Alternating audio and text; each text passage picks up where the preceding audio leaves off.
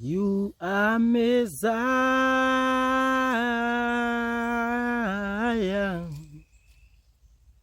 You are Messiah.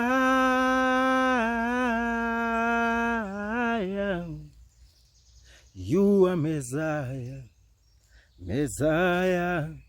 Messiah. You are Messiah. Messiah. Messiah. Good morning, good people. It's another blessed day yenye Mungu wa neema ameweza kutubless nayo, ikiwa ni siku ya ushindi, siku yenye tutaweza kupatana naye, siku yenye tutaweza kukombolewa, kuongozwa naye na tuweze kuingia katika hatima za kila mmoja wetu. So ni wajibu wangu mimi na wewe nasi tuweze kumshukuru, tuweze kuinua jina lake, kwa sababu yeye anastahili sifa na hata heshima. Yeye ni Mungu aliyekuwa, mwenye ako na mwenye atazidi kuwa, na wema wake na fadhili zake ni za milele. So it's up to me and you to just give all glory, honor and adoration unto him, and his blessings ataweza kuziachilia kwa maisha ya kila mmoja wetu, na kila kitu kitaweza kwenda sawa. Bado tunaendelea. Ameweza kutupa nguvu na kutuwezesha the 24 days, na tuko katika final phase, and I know that mpaka hapo penye tumeweza kufika, signs, wonders and miracles and testimonies zimejaa kwa maisha yako, kwa sababu as for me I can attest of his mercies and grace and his power and might upon my life, and even in my inner circles, and testimonies are there, tangibilities are there, and I know kama ameweza kunitendea, hata wewe ataweza kukutendea, na hata kuzidisha zaidi na hata zaidi, kwa utukufu wa jina la Yesu. So let us keep on trusting God, let us keep on fighting, believing and evolving, and all shall work out kama vile alikuwa amepanga pale hivyo mwanzo, before the foundation of the earth, concerning me and you, for the glory and honor of his name. Genesis 26, tunaangalia na tunaona it is a story of Isaac. Na by then babaki alikuwa shaaga, na Isaac sasa ni yeye alikuwa, and Isaac alikuwa ni mtoto wa ahadi, and the blessings of God were upon Isaac. Na Isaac akaenda na akapanda kukiwa na kiangazi, na akaweza kuvuna 100-fold. Then Abimelech and his inner circle and those who surrounded him, the mighty men and the kings, wakaona kwamba he is the threat to his and their kingdom. Na wakaona hapana, huyu mtu hawezi kaa huko, kwa sababu the host of heaven is ready kuweza kumpa chenye anahitaji na chenye anataka, kama hao wengine. Kwa sababu when we look at this scenario, we'll find that grace of God ilikuwa imeoverflow kwa maisha ya Isaac, kwa sababu kings, they had their mighty men, they had their armies, they had everything. Hata kuendea maji, they had their horses and magari ya farasi yenye wangeweza kuendea maji and water their fields, na waweze kupanda na waweze kupata mavuno. But unfortunately they went to buy food to this man mwenye hata hakuwa in the government, mwenye hata hakuwa ati influential, but God of Abraham, Jacob and Isaac alikuwa pamoja na yeye. The God mwenye aliweza kuahidi Abraham that his seed watakuwa great, alikuwa pamoja na yeye, na he broke all protocols. Hakuangalia hali, kwa sababu yeye ni Mungu wa hali, na akaweza kufanya, si ati kulinyesha vile Isaac aliweza kupanda, no, bado kuliendelea na hiyo kiangazi, but 100-fold iliweza kupatikana mazao. Hakuna hata moja yenye iliweza kupotea. So signs, wonders and miracles zikaweza kuwa urithi wa Isaac. And these people said, no, you can't stay here, kwa sababu we ni threat bana, na lazima uweze kuondoka hapa na uweze kuenda mahali pengine. We don't care kwenye utaenda, provided you just leave us alone, just go. Nchi ni kubwa, kuna land ingine zingine ziko na huko zenye unaweza enda na uweze kuishi, but you just do this, just depart from this place. Then Isaac akaenda na in the wilderness akaweza kuchimba kisima, na alipochimba kisima,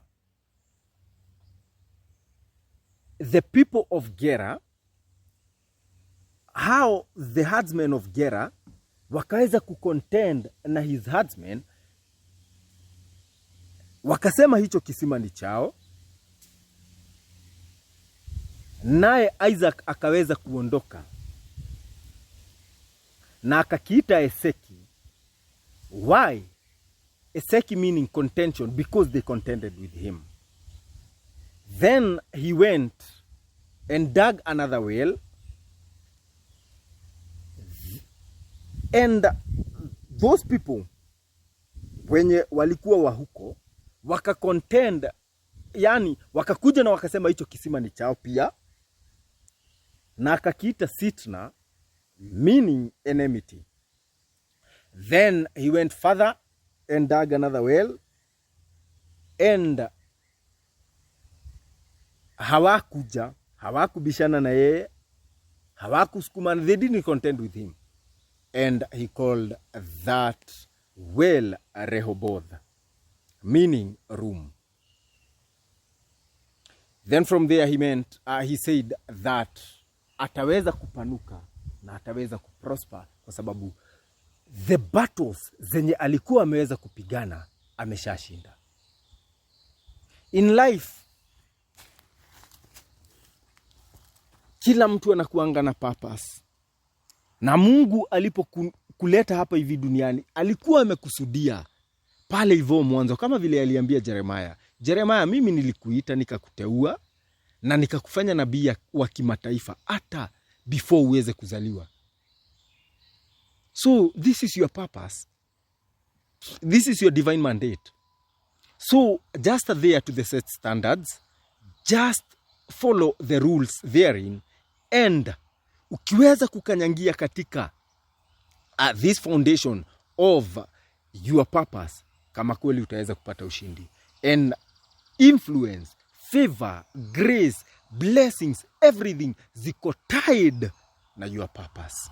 So if Jeremiah went ahead and became a farmer, yes, angepanda na Mungu maybe angempatia mazao, kwa sababu okay, you are working, and after work, at the end of the day, God is not a respecter of anyone. Neither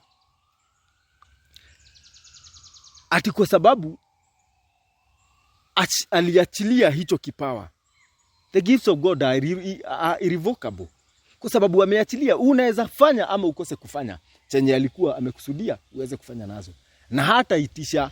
So Jeremiah angeenda na akuwe farmer na akipanda, kwa sababu haja break the law of God, amepanda naye Mungu ataweza kumpatia mazao. But mimi na wewe hatungesikia ama kusoma kuhusu Jeremiah, kwa sababu angeishi a normal life, and influential men and women, they are those who broke all protocols, they are those who went an extra mile, they are those who lived their purposes, and they are those men who were not limited ama were not caged in the corridors of norm, but wali exceed mortal limitations, wali exceed mortal expectations, na wakaweza kufanyika chenye Mungu alikusudia pale hivyo mwanzo.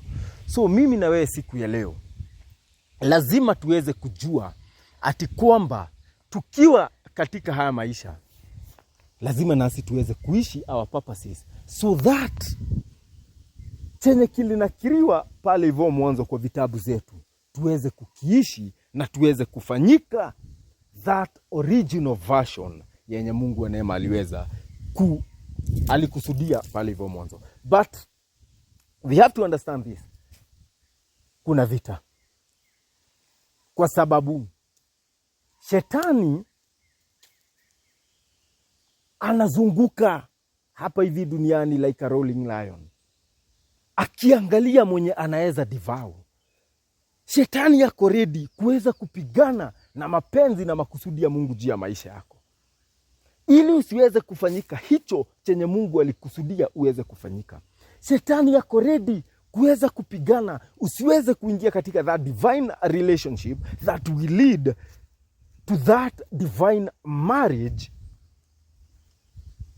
and together muweze kufanyika chenye Mungu wa neema alikusudia muweze kufanyika pale hivyo mwanzo. A man aweze kukava that woman, and that woman aweze kuwa helper wa huyo man kuweza kufanyika chenye Mungu alikusudia pale hivyo mwanzo. Usiweze kufungua ama kuanzisha that ama kufanya that divine idea iweze kumanifest, ili that business yenye inafaa kuja hapa hivi duniani iweze kuflourish na uweze kudominate all around isiweze kuwa, so that you live a defeated life and the devil will marry katika your complaints, your lamentation, your defeated life. Ataweza kuona ameshinda kwa sababu hautakuwa unatimiza malengo ama makusudi ya Mungu juu ya maisha yako. So ako ready kuweza kupigana na wewe, na lazima sasa mimi na wewe tuweze kujua ati kwa sababu nasi tuko katika vita, lazima tuweze kuvaa the full armor of God. Lazima mimi na wewe tuweze kujua mbinu za kuweza kupigana ili nasi tuweze kupata ushindi. Nani huyo mwenye atakaye kujenga mnara asiyejiuliza kwamba ni nini hicho chenye kinahitajika ili huu mnara uweze kukamilika? Before one engages katika kujenga nyumba, anaitanga hao watu, the contractors, the architects and people wenye wako na experience na wenye wanajua ni nini kinahitajika ili kulingana na ile idea yenye yako nayo, kwa sababu yeye akinena naye architecture ako ready na anaenda na anachora, alafu analeta that drone picture yenye huyo mwenye hayo maono ako nayo, alafu anamuletea, anamuuliza ni hii, and hata anaweza kuja na different pictures na amuuliza ni hii inafanana na hayo maono yako, ama ni hii, ama ni hii. Then akizidisplay, that man anapick na anasema this one, hii ndio inaambatana na hayo maono yenye niko nayo. Then from there the constructors watakuja, foreman and all those people in the construction field wakuje na waweze kusema we need this and this and that, and once the provision is there, then that plan ama huo mnara una kick off, that project kicks off. So mimi na wewe lazima tuweze kujua, okay, ndio kwa sababu tuko katika vita, na shetani anapigana na haya maono ya Mungu yasiweze kutimia kwa maisha yetu. One, ni nini ama ni mbinu gani zenye shetani huweza kutumia ili aweze kupigana, kwa sababu katika every area of calling kuna kuanga na vita zake. Unapata vita za biashara si kama vita za ministry, na vita za ministry si kama vita za ndoa. Kila mahali ama kila eneo iko na vita zake. So lazima na mimi na wewe tuweze kuwa enlightened. Lazima tuweze kuseek understanding ili tuweze kuwa na broader picture of the battles that we are going to face therein, and the tactics that we are going to use so that we can win all those battles. We must know that we need to build capacity, and after building capacity, we must engage effectively so that what is supposed to be demolished, we are going to demolish it, and what is supposed to be built, we are going to build it effectively. So mimi na wewe bana, lazima tuweze kujua the tactics of warfare. And there are different kinds of warfare, and moja ni offensive and the other one is defensive. Wenye wanakuanga katika army, they understand that offensive warfare is the best. Defensive, huyu mtu asha kupangia na sasa akakuja na akaingia na akaanza kuattack, so maybe inakupata off guard, then you start defending yourself. But offensive inakuanga you get the enemy off guard and you attack before he attacks, na hiyo inakuanga ni the best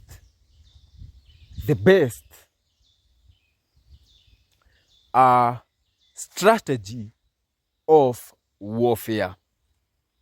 So mimi na wewe siku ya leo lazima tuweze kujua na tuweze kuamka na tuweze kupigana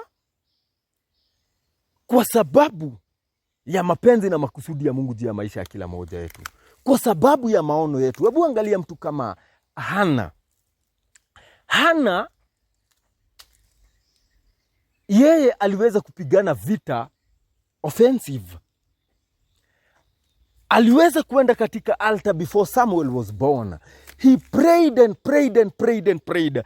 And kama kulikuwa na foundation za ukoo, kama kulikuwa na madhabahu ya ukoo, kama kulikuwa na madhabahu kutoka nyumba ya mama yake ama kutoka kwa nyumba ya baba yake, yenye zilikuwa zinahitaji kuweza kuangushwa, aliziangusha katika madhabahu. Na kama kulikuwa na vizuizi zingine, aliweza kuziangusha na akaweza kuset firm foundations yenye Samueli aliweza kuja na kuweza kukanyangia. And ukiangalia katika maisha ya Samuel as a king and a priest, tunapata Samueli aliweza kuishi maisha ya ushindi. And in his final days, he called the people of Israel and asked, kama kunaye mwenye nimeweza kukosea, kama kunaye mwenye nimeweza kuibia, kama kunaye mwenye nimeweza kutendea uovu, and none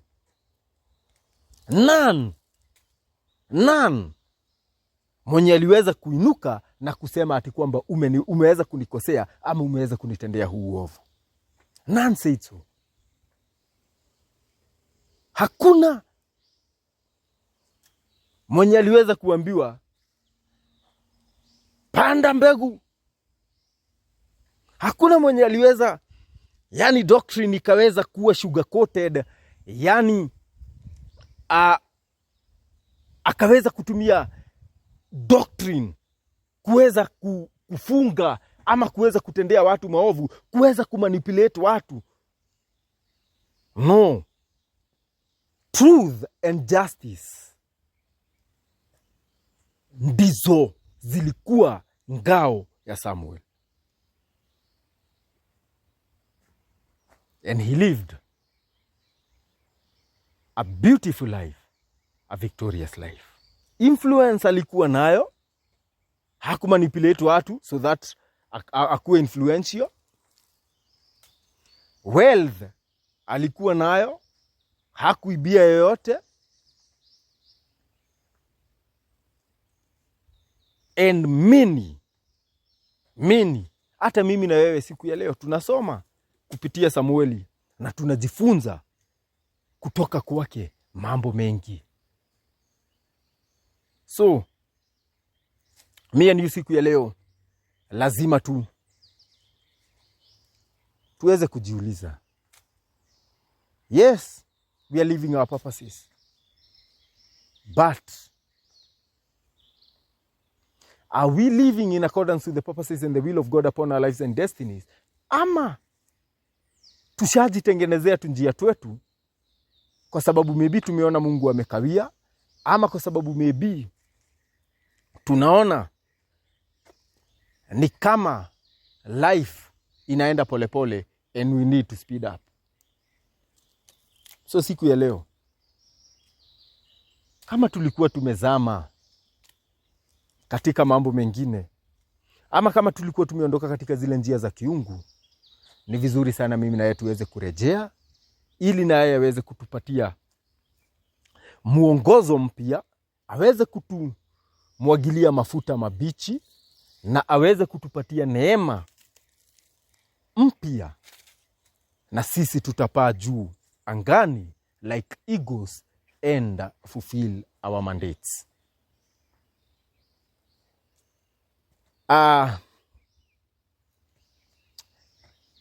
Katika those offensive and defensive strategies of warfare, zikiwa heads, kuna nasi kama Wakristo, kuna mbinu zingine zenye zimeweza kuzalika kutoka kwa those two, na kuna njia zingine mingi zenye nasi tunajifunza ama tunaelekezwa nasi tuweze kuzitumia katika hii vita ya hatma na maisha matakatifu hapa hivi duniani. A prosperous and righteous living. And Paul anasema vizuri sana tutumie njia zote za maombi. So if it is if you see that declaring the word of God in prayers ni kama kuna delay kidogo, you can speak in tongues. And if you see that speaking in tongues is not working, then you can do fasting. Kwa sababu Yesu alisema vizuri sana ati vitu zingine haziondoki tu ila kwa kufunga na kuomba. So if you see that your prayers are not effective, then add fasting. So tunatumia prayers kama nini? Kama act of warfare. Yes, kuna yale maombi si ati uanze from the time go mpaka pale hivyo kwa climax ati ni vita. No. Lazima nasi tuweze kujua kuomba. Lazima tuweze kujua yale maombi ya toba, yale maombi ya thanksgiving. And on top of that, sasa kwa sababu tuko katika that week of warfare and sacrifice, lazima nasi tuweze kujua yale maombi ya warfare. Then kuna another ama mbinu ingine ya warfare na ni worship, praise and worship. Na tunaangalia na tunaona Jehoshaphat alipokuwa anaenda katika vita, and he was facing a mighty army. He was facing watu wenye walikuwa wameitana. The armies had gathered and they said, okay, let us join hands so that we can go and defeat these people. Yeah, we know how they are. We know how effective they are in battle. But once we join hands, we are going to defeat them. Naye Jehoshaphat aka understand na akajua, okay, kwa sababu tunaenda katika vita. And nakumbuka our forefathers walikuwa, and Miriam praised, na kukaweza kupatikana mazao. So mbona mimi nisiweze kuita those worshippers, those who are in the front line of praises, naweza kuja, naweza kutuongoza.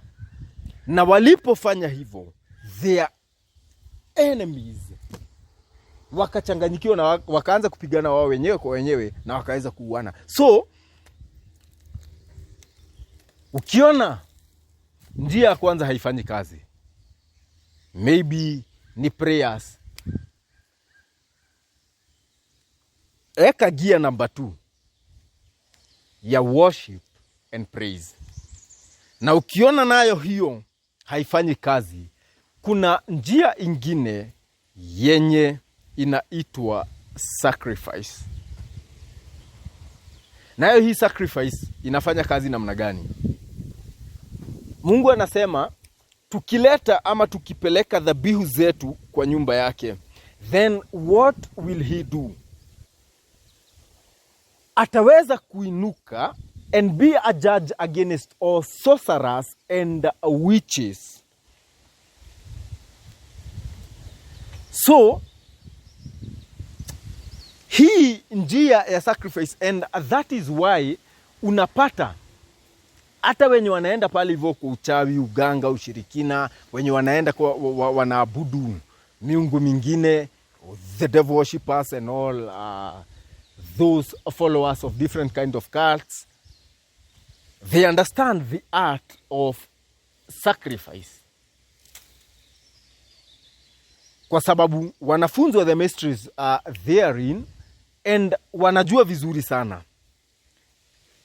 In the realm of the spirit, the greater the sacrifice, the greater the victory. The greater the sacrifice, the greater the reward. The greater the sacrifice, the effectiveness in battle itaweza kuwa inevitable. So,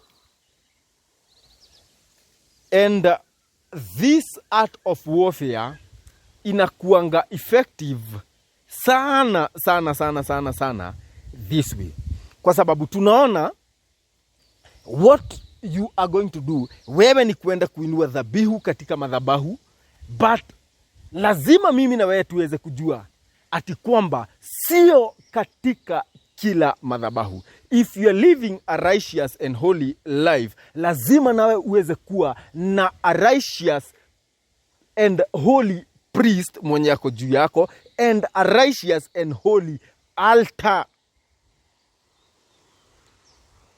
Kwa sababu wewe ukienda na utoe dhabihu yako katika madhabahu yenye si ya kiungu, that means wewe unachinjia miungu mingine, ama unatolea dhabihu miungu mingine yenye sio Mungu. Na yeye ndo anasema mimi nitaweza kuinuka, that wewe ile kitu yenye unafanya, wewe ukishapeleka ile dhabihu katika that altar, then the God of that altar, kwa sababu vita hapa hivi duniani ni za madhabahu. And if you have a strong altar, battles zako zitakuwa rahisi. And what makes an altar strong? Sacrifices.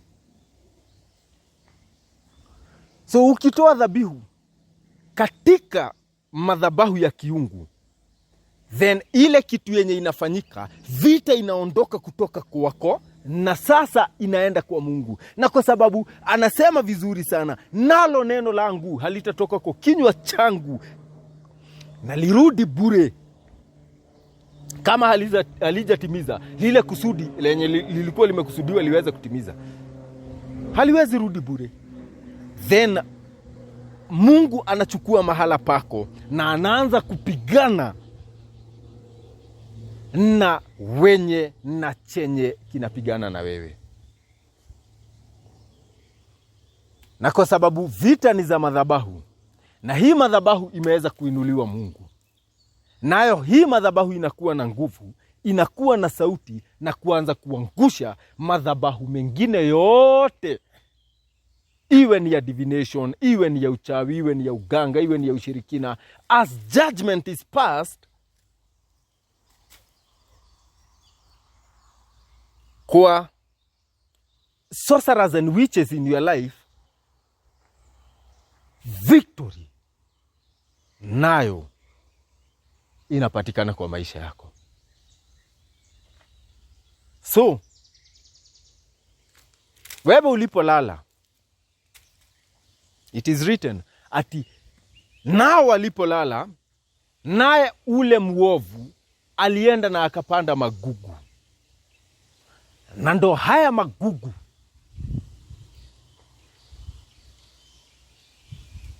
yaweze kung'olewa. Lazima nasi tuweze kuamka. Mapando yote yenye si ya kiungu, ili iweze kuanguka katika jamii, lazima kuwe na kuhani atakayeamka katika hiyo jamii na aweze kupigana ili hayo mapando yaweze kung'olewa. Misingi yote yenye si ya kiungu, ili iweze kuanguka, lazima kuwe na kuhani anayejua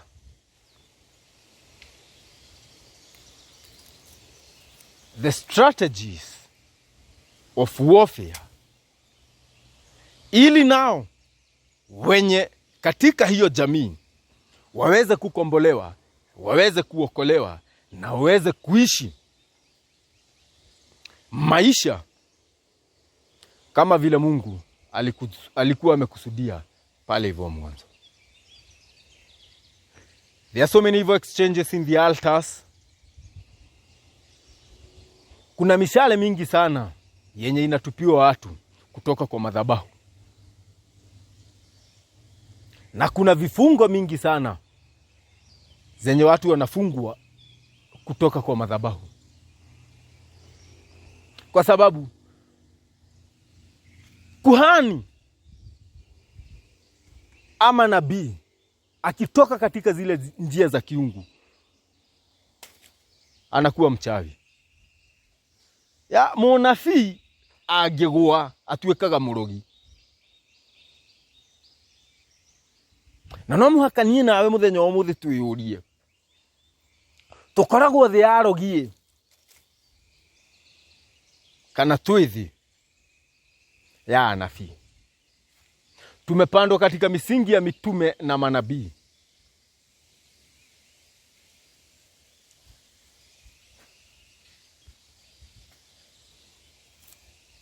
Na sasa lazima nasi tuweze kuangalia yale mafunzo yenye tunapokeanga kutoka kwa yale madhabahu yenye tunashiriki, kwa wale kuhani wenye wanatuongoza, hao manabii na mitume. Kwa sababu if we lack knowledge, if we lack understanding, then defeat shall be inevitable. But if we pursue understanding, if we honor wisdom, victory haitatoka in our territories. Victory ndo itakuwa chakula chetu, ndo itakuwa ngao yetu, ndo itakuwa ulinzi wetu, ndo itakuwa kila kitu yetu.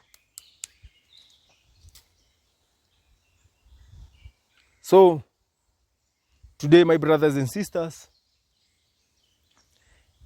let us learn. Let us seek knowledge. Tutafute wakati inapatikana.